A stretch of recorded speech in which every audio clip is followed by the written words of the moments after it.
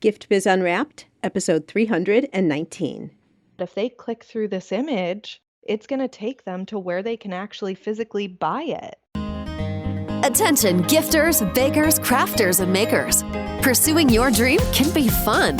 Whether you have an established business or are looking to start one now, you are in the right place. This is Gift Biz Unwrapped, helping you turn your skill into a flourishing business.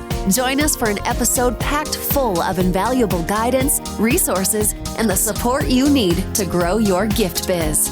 Here is your host, Gift Biz gal, Sue Monheit. Hi there, it's Sue, and I love that you're joining me here today. We are entering into a motivating new season. In-person shows are opening up again, and the opportunity to present your product and find new customers in this face-to-face format is finally here. I want to remind you that doing events like craft shows and farmers markets offers great photo and posting opportunities for social media. We talked about this in one of our Tips and Talk episodes in the podcast just a couple of weeks ago. And I bring this up because you've told me you're discouraged when you don't see any of the time and effort you put into social media moving the needle on your sales. So, given the time we're in right now, take this as a changing point to do something different. Putting in more time posting in the same way isn't going to magically bring you results. You need to change the way you're posting and what you're posting. You don't need to put in more work, you need to put in the right work. That's when things will change. If you need some help with this, I've got you covered with the Content for Makers program. Content for Makers will enlighten you as to why your social media activities aren't converting into sales. It will also show you how to put less time in and start seeing activity that will increase your sales. Just imagine a day where you know exactly what to post and to get it done in 5 minutes or less. Then you can spend your time interacting with potential customers, deepening relationships with those you already know, too. And it builds upon itself naturally. Yes, this is possible. Content for Makers includes a step-by-step strategy to formulating your unique plan based on your business and your products. Then you'll have 375 social media prompts over a full year of ideas. Along with the 375 prompts come 375 image suggestions, so you're not left hanging on the creative. These prompts and image suggestions can be used for all platforms and all types of posting. Images, live streaming, reels, even email direction. But that's not all. Posts aren't going to work if the right people aren't seeing them. So you'll also receive a video and a worksheet on how to choose and use hashtags. This is a way to attract the right people who will become your customers. Most people are doing this wrong. There's more to Content for Makers too. To see all the details, just jump over to giftbizunwrapped.com/content for makers.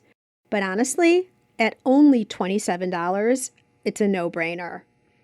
Why carry on posting as you've been doing all along, expecting different results? Sign up for Content for Makers now and see the transformation of your posting experience change before your very eyes. giftbizunwrapped.com/content for makers. Ready and waiting for your immediate access right now. Continuing with the conversation about online content. The more I hear about Pinterest, and recently starting and dabbling in this platform for Gift Biz Unwrapped, the more attention I'm giving Pinterest. Honestly, it feels calmer and more rewarding for the time that you put in. You're going to hear why I say this as we get into the show.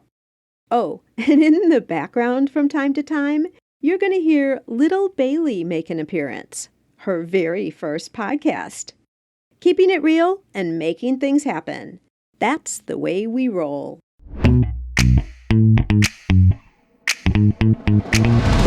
Today, it is my pleasure to introduce you to Laura Rike. Laura is a Pinterest strategist and helps high-performing business owners and content creators implement content growth plans, outsource their visibility, and steadily grow their monthly revenue. all without tantrums over tech and trading sleep for success. Oh my gosh, is that a breath of fresh air? She describes herself as a quirky, spunky social butterfly that values open, honest relationships in every area of her life. She's also the mother of, well, we did say two, but I think it's now three children who are the center of everything. Laura, welcome to the Gift Biz Unwrapped podcast. Thank you so much for having me. And yes, you are correct. We do have three now. Yeah, so two boys and a brand new little girl. Yep, that is right. She's about 4 months old now. So she's Oh, going to make her debut with us today. well, so this will be her first podcast appearance, right? It will be, yes. Okay, well, now I want her to say something. She probably will.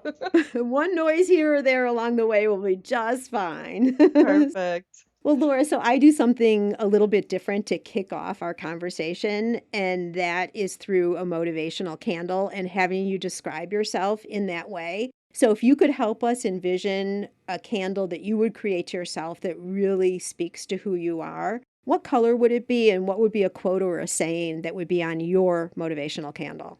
Yeah, absolutely. And I can't tell you how much I love this question because it actually makes you think a little bit. And I think for me, my candle would be a mix of pink and purple. So that fuchsia bright color, just like as in my business colors, really because it's that happy tone and it kind of brings out the joy in everybody. And something that I hold dear to my heart is the fact that we don't have to compete with other people. I feel like I have been put on this path that I'm on to be able to help other people build their empires without losing that sleep over success, like I said, but really not worrying about other people, really focusing on their gifts that they were given and that there's mentors, mentees, collaborations out there, friends out there. Don't focus on the competition or don't focus on feeling judged. I grew up most of my time when I was younger in high school, always feeling like I had to put on a facade or be the best at everything. And it was tiring, to say the least. And so that's really what I want other people to feel when I so-called light this candle for them is joy and the release of feeling like they have to be in competition with everything and just really let their own personality shine through the flicker of that candle.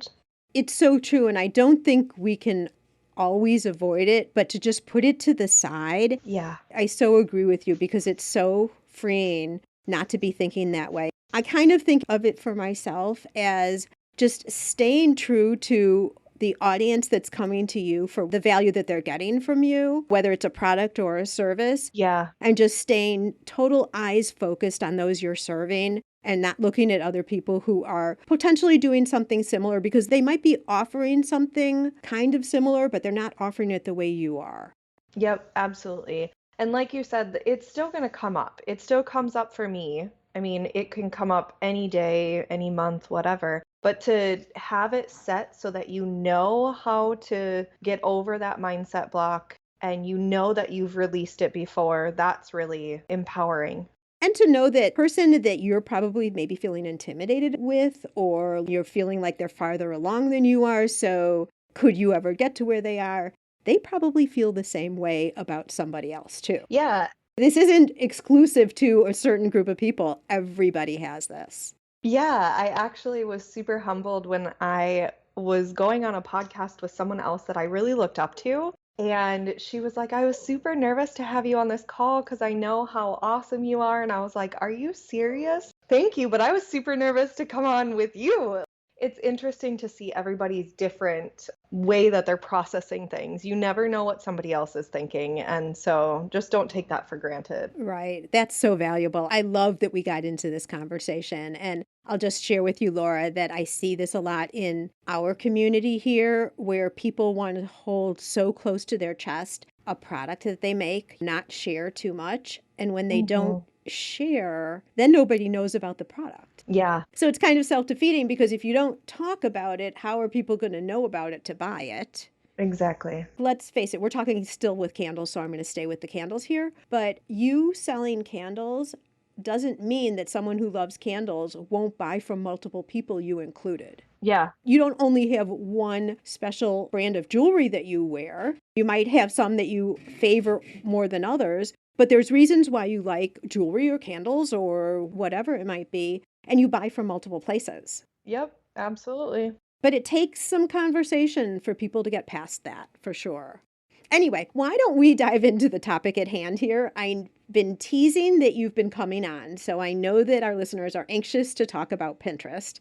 It's something that we haven't shared too much, just a little bit. We've started talking about it a little bit in the way of Pinterest structure and using Pinterest as a platform. And then I've also had a couple of people on who are product makers who do use and see success in Pinterest for their business. But we know that not everyone who's listening right now has heard any of those past episodes either. Yeah. And sometimes it takes you hearing things a couple of times too to really understand. Yeah, for sure. But share with me why you narrowed in on Pinterest as being your platform specialty, if you will. Yeah, so I started out years ago as a virtual assistant and I was kind of doing everything. Back then, I only had one child. We were thinking about planning for our second. And I really kind of felt burnt out. I felt like I wasn't able to connect as deeply with the clients that I was working for as I wanted to make that big impact that I really longed for.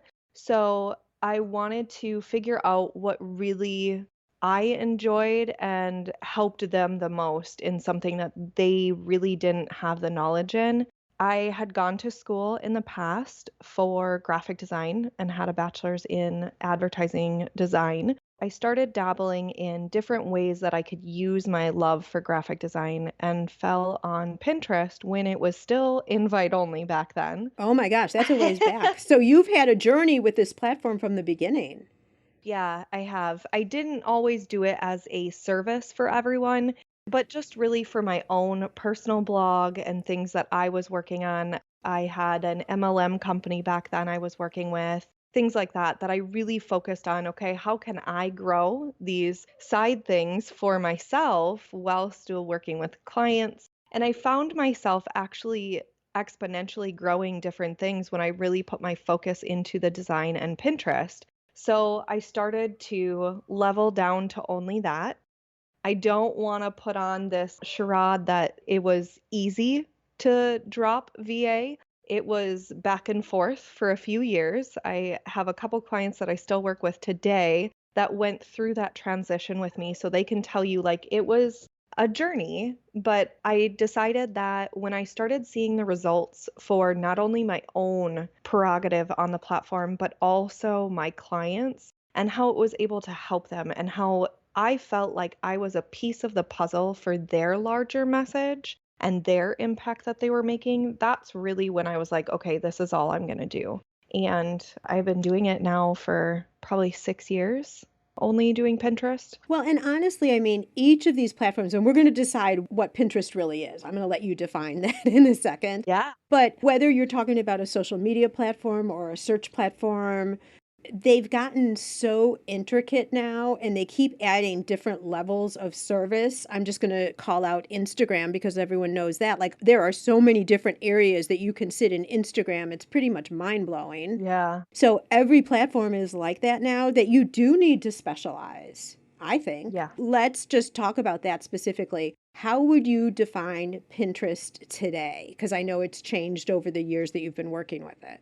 A lot of individuals still define Pinterest as social media. And I think that's where the frustration comes from for most of them when they're not seeing the results that they want. Pinterest is really should be considered a search feed platform. So think of it like Google, think of it like YouTube.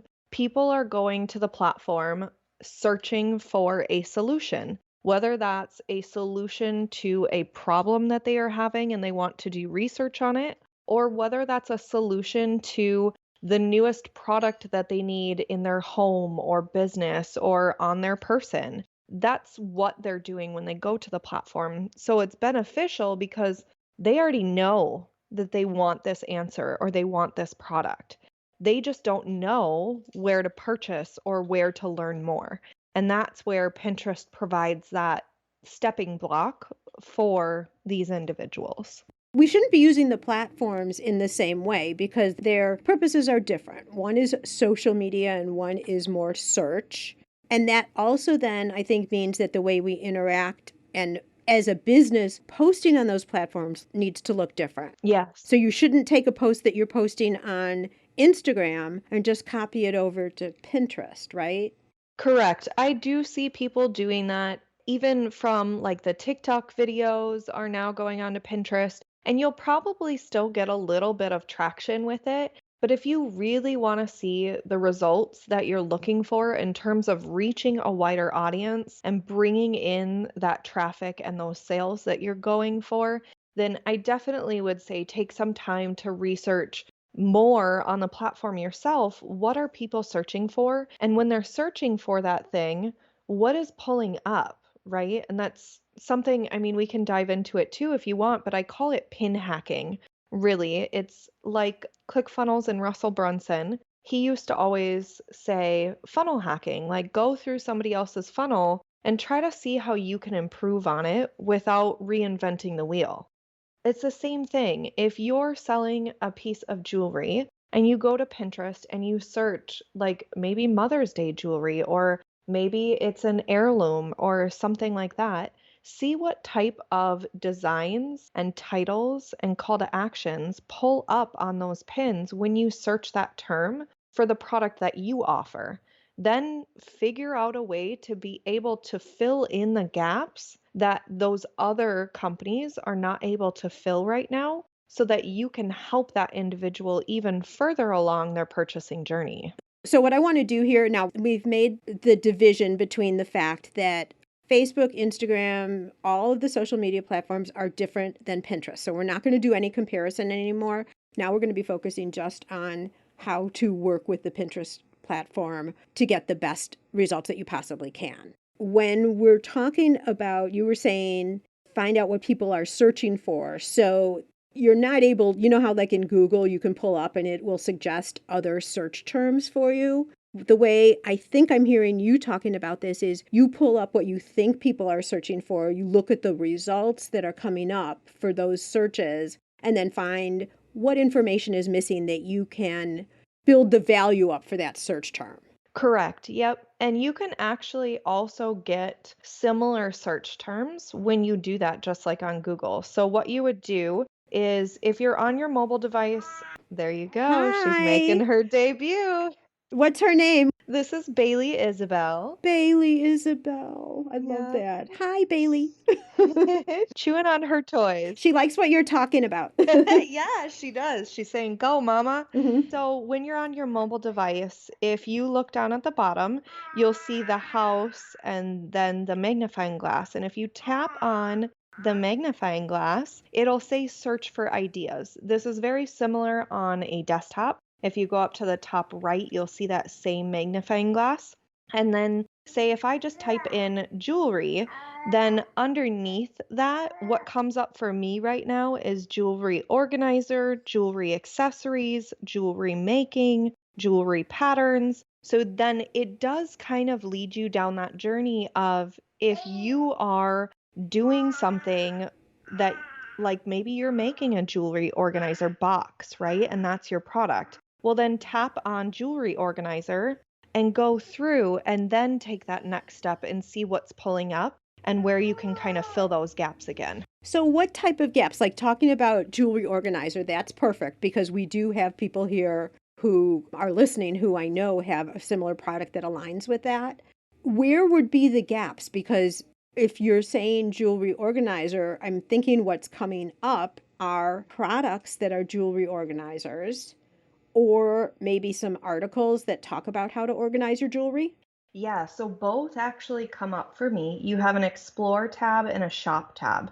The Explore tab is going to have some of those products listed, but then you're also going to have other articles that pull up. Like one of them for me was beautiful ways to organize your jewelry in a jewelry storage area. So then they can talk to like how to be able to store that. And if this was you and you created that article, then in that article, you can link back to the product. You can also go through and look at these product images. And while they're gorgeous, I always suggest telling product-based businesses to A/B test your pins, meaning try 2 different designs or more to see which works better. Because when I'm looking at these, they're gorgeous, but they don't tell me the information that I need if I'm searching for something. So, like, we have a mirror, foldable, open cabinet armoire that opens up and has jewelry in it. It doesn't tell me the length. It doesn't tell me the type of wood. It doesn't tell me what type of jewelry organizer this is. There's no like title or call to action or pricing or anything included. And so for me, I keep scrolling. And that's my personal preference. But that would be a gap maybe for somebody else that you would want to test. Like take that product photo, put it up there, but then also take the product photo and have some sort of title or call to action saying like, hang this gorgeous armoire in your bathroom for $30 or whatever it is, so that people understand more and it leads them to click through that image, because that's really how you're going to get them to further down the line purchase that item. Okay, so that is the big point, is any pin that you put up should include a link so that whoever's looking at it, if they're interested, goes to the next spot, whatever that next spot is for you, Correct. whether it's a product sale or more information or something like that. Yep, correct. So when you're going through them and you're looking up stuff like that, you'll see Etsy, you'll see Walmart, you'll see small mom and pop Shopify stores, things like that. Some of the articles lead to blogs that are on individual design maker website. So it really just depends on where you want to lead them. Where are you seeing that return on your time or investment? And what actually makes the most sense for you to lead them down that journey to get them to ultimately hit the goal you want. If it's traffic, great. Tell them what to do. If it's purchasing, then you want to lead them to where they can purchase once you tell them what to do in that image. And this is so different than social media because all the social media sites want you to stay on the platform. Pinterest, it sounds like, is leading you off the platform to further valuable information. Yep. But then you can still go back to the platform and find more and more and more, make your own boards, if you're gathering information. It's just a whole different thing. Absolutely. And that brings up a good point too. I want to let everybody know that Pinterest is a redirection site. Like you just said, that's the term that they give it. So you can search for something and it'll redirect you to where you can purchase. You want to be very careful when you're putting your own links out there. Do not use the shorteners or redirects yourself. Make sure it is the actual URL that you want them to go to. I know a lot of times in social media marketing or blogging, we tend to make the link look pretty by shortening it or make it easy to understand. Like a bit.ly link or a pretty link or something like that. Correct. Okay, so why would we not do that? Because those are actually marked as spam because Pinterest is already a redirection site. They don't like an auto redirection on top of that. Plus, you don't see the URL. So even if it's 10 pages long of a URL, they're not going to see that. They only see the pin and the call to action. Oh, that's a really good point, Laura. I've not heard that before. Really, really good. Okay, so as you've been talking, I've been thinking about the 2 different types of pins that could be done. For people who are listening here, mostly I think we're thinking of product pins. That's my guess. And you've shared this a little bit already, is if you're taking a picture of your image and you're putting it up there, then make sure that there's a description and something that makes people relate to it, not just you want the specifics, but also who is it best used for? Like, what are the uses or something else so that people really feel like they can relate to it, almost as if it were in person. We've talked a lot in the past about when people name their products that they need to have words that are specific if someone's searching for that product. I'm thinking that's the same thing here on Pinterest, that in the description it should be very, not cutesy fancy. It needs to really say what the product is. Yeah, the biggest thing that I try to teach people is be conversational and tell a story in your description while putting the keywords in there. So, not necessarily being cutesy because that's not going to be found in the algorithm, but don't just keyword stuff either. You want to lead them down that path. Like if we're on a podcast right now, I can't show you something. So, how do we describe things? We use our words.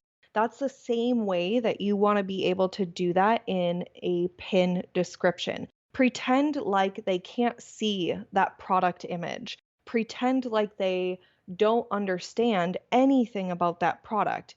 Tell a story, be descriptive, and then make sure you include the click through to see more or pick your design or choose your color or whatever it is that you tell them to do so that they actually take that action. For my call to action on Pinterest, the way I try to visually describe it with my words is we have 3 kids. I will go downstairs in the living room. That's where our playroom is. And I'll be walking around, and I am very I'm not diagnosed OCD, but I am very OCD about keeping the house clean, as many moms are. And so I will look around and see a bunch of stuff out and not picked up. So I'll start picking it up and I get very frustrated because my husband may be sitting on the couch reading a book or just sitting there and playing on his phone or whatever it is. And I can't get frustrated because I have not verbally told him that I need help picking up the living room. He doesn't know that I want help cleaning up the house if I don't say I want help cleaning up the house. So that's my way to relate my family life back to Pinterest, right? People are coming to you and they don't know who you are. They don't know your personality. They are not mind readers. So, in your description, in your title, be very, very precise. Make sure you have those keywords and then tell them in a nice, polite way what you want them to do. Do you want them to click through to purchase? Then tell them that because they're not going to read your mind to know that if they click through this image, it's going to take them to where they can actually physically buy it. Right.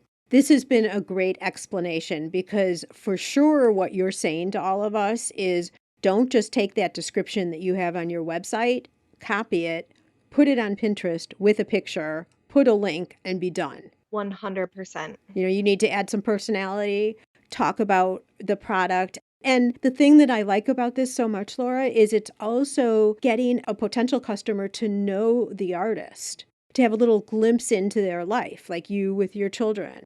Absolutely. We know you better just by telling us that. Absolutely. And they're going to read the description on your website because you're using Pinterest to lead back there. So essentially, if all you're doing is copying and pasting that, you're losing out on the ability to tell that story more or include different keywords that pick up a different audience. Would you ever tease them a little bit, like share all the information with all the keywords to get them going and then say something like, there's something else really cool about this product. Click here and you'll find out. Yeah, absolutely. Curiosity is a big piece of the puzzle with this.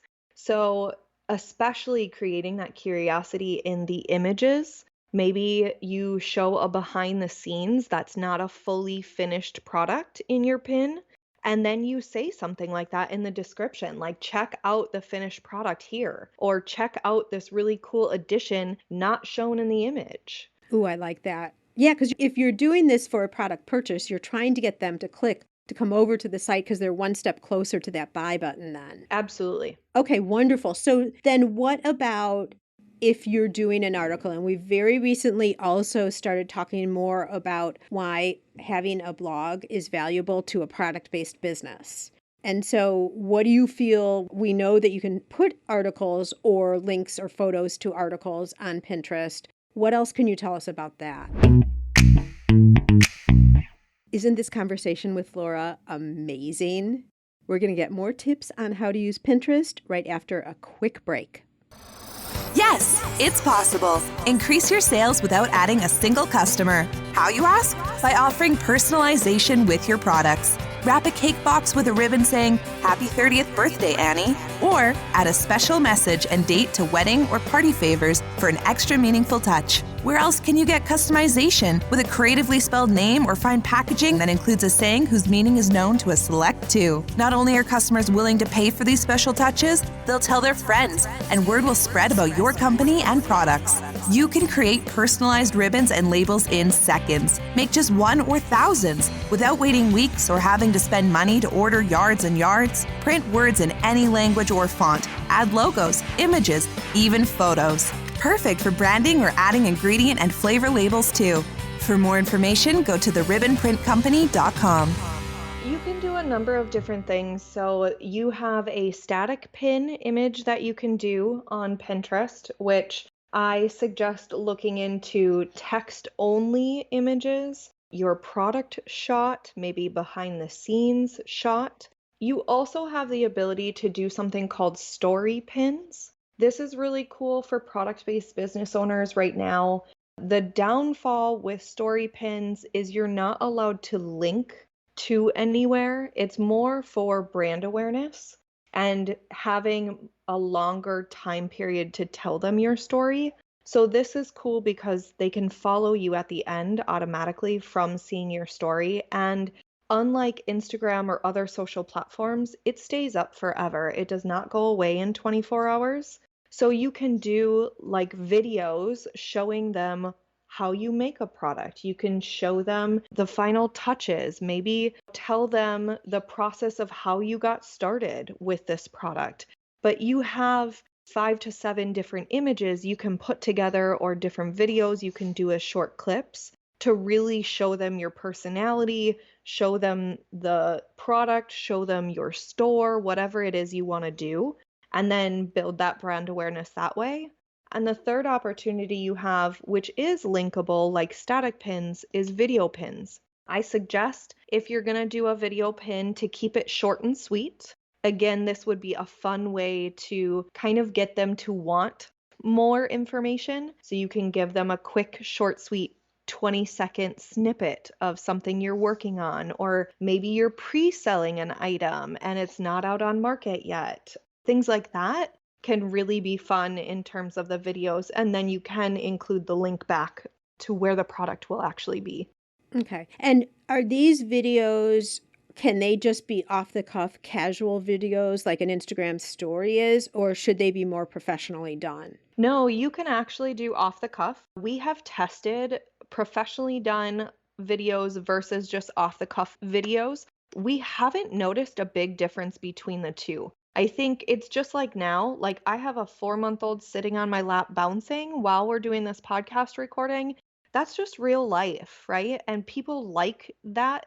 People like the transparency behind seeing something like that. So I think sometimes when we see videos that are really professionally done, we don't get the full aspect of that personality or that person, and we're not drawn to them like we would be if they're just off the cuff videos. And again, this is my personal preference. It may be different for other individuals, but there isn't a big difference between the two. So don't run out if you don't have a professional photographer or professional videographer and try to pay for one just to do these. You can take them and record them on your phone and then put them up there. You can also take clips, like if you've done maybe a live stream on Facebook selling different items, take a clip of one of those live streams and use that as an interest to lead back to that product because you were selling it live. I love that.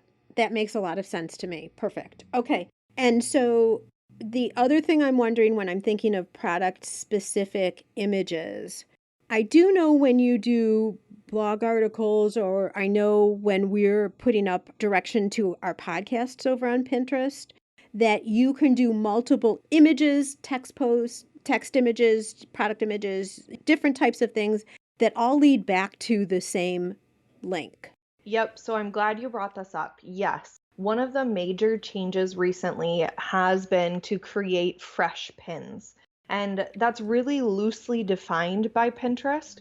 So there's a lot of information out there as to how other people are interpreting fresh pins. The way I teach and the way I'm telling my clients we're handling it for them is we're playing on the safe side of fresh pins, meaning if we have one product, we will create 5 to 7 different images that lead back to that one product, whether that's a video, a static pin, story pin, whatever. But then we will schedule those videos, those pins out in a longer interval, meaning I probably will only put 1 or 2 of those images or videos up within 30 days so that I can make sure I'm not spamming the platform. Months ago, even a few years back, you would be able to put one pin up to one board. The next day, take that same pin and pin it to a different board. That's no longer best practice. So be very careful in doing that because Pinterest will actually consider that as spam and trying to game the system to get people back to that link. So you want to focus on making everything different. The images need to be different. The description needs to be different. The URL can be the same, but make sure it's scheduled out at different times and give yourself at least a week. I err on the side of 2 weeks just because I don't want any issues with the platform. We've seen great growth by doing it that way, but that's personal preference in regards to how long the interval should be. Okay, so let me restate this to you. Tell me if I got this right, Laura. For sure. I have a product. I take a number of different photos. Maybe one's a close-up, maybe one's more of a lifestyle. It's a piece that's on a table in a house or something like that. I do a video, just a number of different types of images. So the images are all different. And then my descriptions or the wording behind those images are different. One might be a story, one might be something about making the product, one might be how the product makes you feel, one might be why it would be a good gift, all of those types of things. But all of them lead to the same link because it's the product that you would want to purchase. And then, so you could batch all that and do that all at the same time, but then only put one of those images out, let's say every couple of weeks, right? You got it. And so then I'm thinking, as someone continues to do this, the first times you do this, you only have a couple things because you have only, let's say, 5 of one product. But then you go and do your second product, you now have 5 of that second product.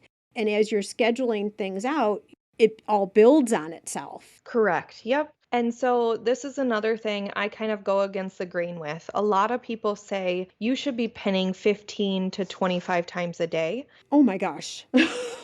Right. I go completely against that. I say the platform strictly requests that you stay consistent. So what does consistent mean for you? Does consistent mean pinning one image every day? Does it mean one image every other day until you have built up that repertoire and repurposing?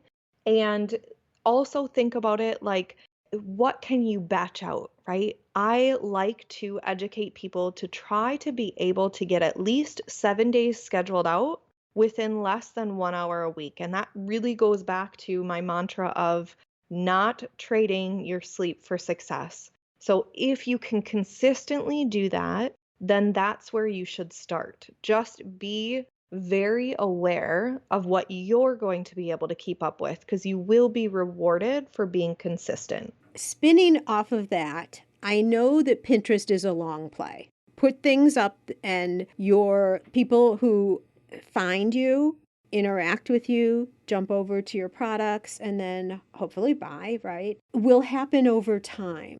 And for sure, I'm not even going to ask you this question because I know your answer already. Like, it's different for everybody. How do you know if what you're doing, and let's take your hour a week, for example. How do you know if it's going to produce results down the road? Because it is a longer play. How much time should you put in? What should you look for? Knowing that all of those are averages because it's going to be different for everybody. Yeah, so I absolutely love that you asked how long, right, should you go for? I personally request everybody try it for 90 days consistently. That's actually full disclosure in my contract when starting with clients is it's a 90-day contract and then we do every 30 days after that. The reason being is every 30 days I set a goal with my clients saying, okay, what is your good, better, and best goal? Is your good goal to have product images and branding and really start that brand awareness in the first 30 days? And then this next 60 days, you want to have good branding, good brand awareness, and click throughs to your landing page. Then maybe in the 90 days, you'd like to see 2 sales come in, whatever it is. Make sure you set that goal ahead of time so then you can go back to the platform and look at your analytics. And I personally love the amount of information that Pinterest gives you for free. Now, in terms of your analytics, I want you to look at them on a desktop because when you're looking at your analytics on a mobile device, it does not give you all the capabilities that they give you on a desktop. On your computer, you can actually see audience insights based on what they've been interested in, how they've clicked through, if they've saved your pins but not actually clicked through. Like there's loads of information out there for you on your profile when you have that business account. And then you go down the road of looking at things, what I call is a if this, then that, right? So if they have pulled your pin closer, meaning they've tapped on it, it was the only pin that they saw on their screen, that's called a close-up. If they've done that, but they haven't clicked through, then maybe you should look at your call to action. Did you tell them what you wanted them to do, right? If they've pulled it up closer, they clicked through, but they didn't purchase, then maybe you look at, okay, they clicked through, so my pin had a call to action that got them to do that action, but maybe the correlation between the pin design, the description, and what's on my sales page wasn't connected well enough where they didn't see the need to purchase, or they got confused thinking they weren't on the right site. So then you go back and start making those small changes. And there's always going to be a, if this happened, then check this out. And I can make changes to those pins. They're not brand new pins, they're edits to a current pin. Great question. I would tell you to create a new pin because, in my opinion, editing an old pin that's already been out there that's not bringing in the results you want is not going to help, especially with the fact that you have to create fresh content. So now you're just creating new, fresh content. If that means making one tweak, maybe you didn't have the call to action on the image, use that same image, put the call to action on there, and then put it back up there.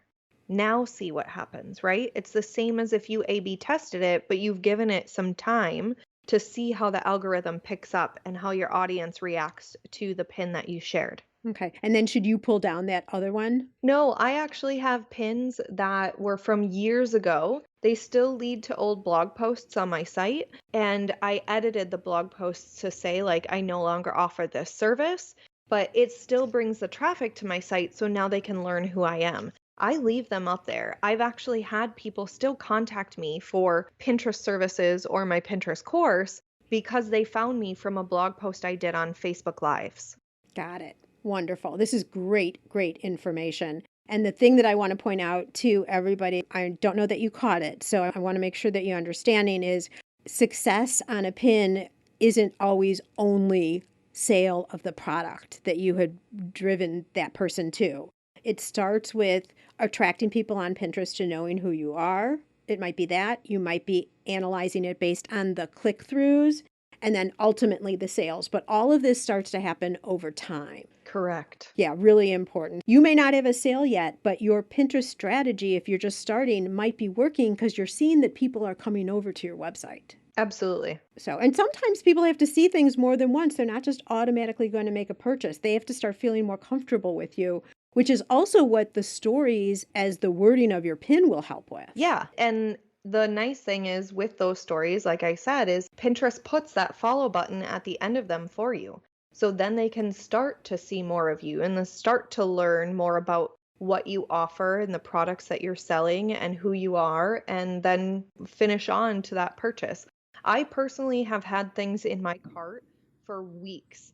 I mean, it's not necessarily because I don't trust the person. It may be because I got distracted with my kids, or I didn't feel the urgency to purchase it right then. But 4 days later, I was like, oh, yeah, I still need that. And I'll go back and purchase it then.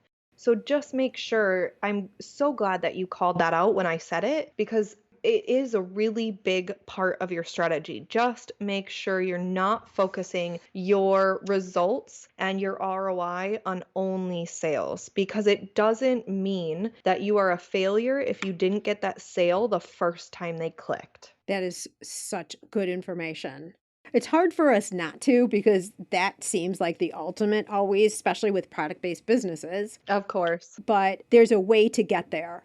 You just don't jump in on an airplane and all of a sudden you're there. You have to fly there first. Yeah. It's the same type of thing as just tracking. But this is the path to knowing if you're getting to that sale. If you're seeing those steps are being taken, then that's an initial indicator. I guess that would be a good way to say it. That what you're doing, it is going to prove fruitful later. Absolutely. That you're making progress. So this has been fabulous. I would love to just touch quickly on ads. I know there's probably a lot to ads, but just share with us what ads mean on Pinterest and any kind of basic information that you think would be valuable. Yeah, advertising on Pinterest, I mean, to me, a blast and a half. I love that wording. Perfect. I love it. I think it's great. I think you have a lot more potential than some other platforms that you can do ads with, just because of the targeting piece. We kind of touched on it when I said, like, look at your analytics and you can find the information about their interests and their categories that they're searching for on the platform. So you really are targeting more of their hobbies and their psychographics than you are their demographics, which is really fun for us product-based business owners, because we know, what their hobbies are for some of our products. We know what they enjoy doing, who that type of person really is, but we might not always have it dialed in, like, are they ages 20 to 50, right? Because sometimes some people are doing projects when they're retired, and sometimes people are doing projects when they're in high school. So I love to focus on those categories and interests with our ads, because that really is where we can start to target people specific to what our product actually reaches. I don't know where to take this because we'll get too far into the ad thing here. I think this is important just to know at this point that ads are available on Pinterest. It's a whole different thing. A comparison between Facebook ads and Pinterest ads, just as a statement, makes sense here, Laura? Yeah, so I've actually done an apples to apples ad leading to the same place using the same image from Facebook and Pinterest. And I actually saw a greater return for a lesser investment on my Pinterest ad than I did on Facebook.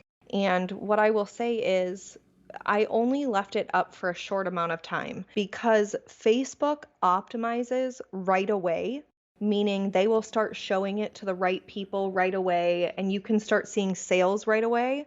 But with Pinterest ads, while you can see sales right away and you can get the traction early for what you want, it still works like a long-term based platform, because your cost per acquisition or money invested into those ads can actually decrease over time as that pin starts to rank in the algorithm organically and you start to get more in terms of the search. Okay, so this is really exciting to me and also leads to some strategy here, I think.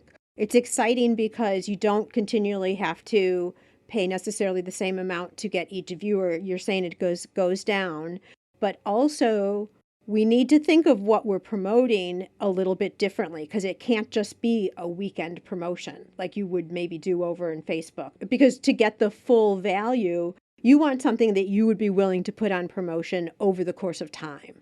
Correct. And if it's going to be something like I will still promote when I do a master class or a live training or things like that, but you want to give yourself more time ahead of the ball game. So if your product is coming out, but it hasn't been released, maybe start your ad to an email lead generation 30 days before, right? So that it can optimize and have that time to grow, but you still have a way to capture the people interested in purchasing. If the product's already out there and you're going to do a sale, maybe start that ad 2 weeks before the sale is going to happen so that they can constantly be thinking about it and clicking through. And then when the sale happens, they'll be like, oh my gosh, that's awesome. So there's just different ways to think about it. It is a long-term strategy. Don't get me wrong, Facebook can be long-term as well. I'm not saying don't do Facebook or anything like that. I'm just saying they work differently in the way that they optimize. So the strategy can't be the same. That all goes back to the fact that we're not even comparing apples to apples. Correct. Yep. Facebook's social and Pinterest is search. Absolutely. But I think the point is really important to be made here that you don't treat them the same with posting or advertising.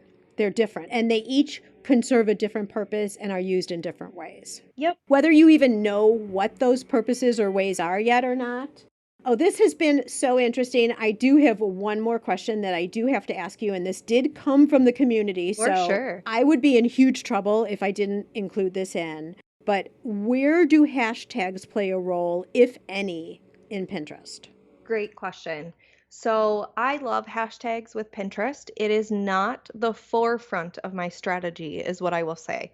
We have seen Pinterest say no hashtags, yes hashtags, slow down on hashtags. I mean, they're kind of all over the board with them. Really, what I have told people to do is use it as a filler. So once you are done telling your story in the description, if you still have characters left, find a keyword that you were not able to fit into a sentence and turn it into a hashtag. I suggest don't do any more than 3 to 5. Really first focus on filling up that description as much as you can with the character limit you're given. And then if you can't fit another full sentence, but you can fit a hashtag or two, go ahead and add them there. We've seen people who have done like half hashtag, half description, and it worked well in the beginning when they brought those hashtags back in on the platform. And now they're starting to see a big decrease because they focused too heavily on it, right? So just make sure you have a fluid strategy. Make sure it's a part of your strategy, but not the biggest part where when they say yes or no or maybe, you're kind of left out high and dry. Got it. That makes total sense. And actually, to me, it's kind of a relief, to hear that. Yeah. The idea of what you really think describes what you're talking about, but doesn't fit in naturally to your post wording.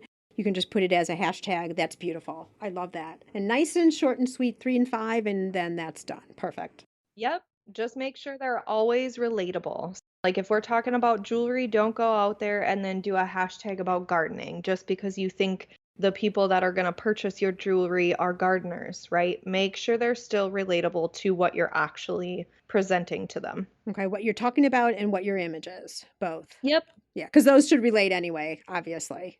Yes, Together. So 100%. Okay, wonderful. Well, you are so knowledgeable on Pinterest. It is just absolutely amazing. I've learned some things here. That's one of the perks of being able to talk with you. Yeah. Where would we send people who want to learn more about what you offer? Of course, yeah. I think the best place for people to start is laurarike.com/jumpstart. That's going to be the easiest way for you to really figure out those foundational pieces that you need to start to get Pinterest working for you. And then if you're already somebody who's been on the platform forever and maybe you're seeing a dip or you're struggling to create that strategy, If you just want to follow me on social media or look at my blogs on my website, there's a lot of information that we've been putting out recently to really help with the changes that Pinterest has been making over the past few months. Beautiful. So here's a test question for you, Laura. Yeah, Are those blog articles linked with pins on Pinterest? absolutely. Ta-ting, you passed. Yep, they are. We have multiple pin images for almost every single one of them. Wonderful. Actually following what I'm telling people to do. Yeah. So you're not just telling people, you're actually walking the walk, as they say. Correct. Yeah. Everything I teach in my courses, actually, I've tested myself either on my account or my clients' accounts that allow me to test. So it's really fun to be able to have the knowledge to say, look, I've done this, right? Like, I'm not just going out there and saying, hey, this is what they say to do. Like, I'm showing you, I am in the weeds with you guys, right? I may not have physical products like some of you on this podcast, but I have digital products as well. So I am still trudging through everything, working on my strategy all the time. I'm right there with you guys. Wonderful. Perfect. And where do you see yourself going from here? You know, I loved this question and I had so many answers. I think the biggest thing for me is really everything comes back to my family. And everything I do in my business is to be able to support them in some way, whether that's supporting them at taking a day off when they need me to be home or just hanging out, right? Like snuggling and things like that. So, my goal that I foresee working towards for my business is to be able to make enough money that I can pay myself to be able to purchase a cabin and a boat for my kids. We are out here in Minnesota and there's a lot of activities in the wintertime, but in the summertime, I really love going fishing with them. So I want to be able to have my own space that I can take them during this pandemic and everything that's going on and just say, hey, it's safe here. Let's have a blast.